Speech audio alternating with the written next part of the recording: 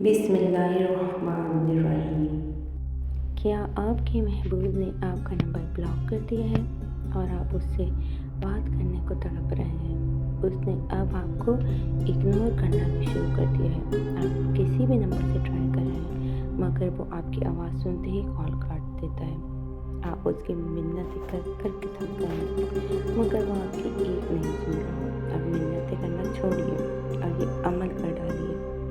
انشاءاللہ اس عمل کی برکت سے وہ تڑپ کر اور بے چین ہو کر آپ سے رابطہ کرے گا اور آپ کا مسئلہ حل ہو جائے گا۔ عمل پر یقین شرط ہے۔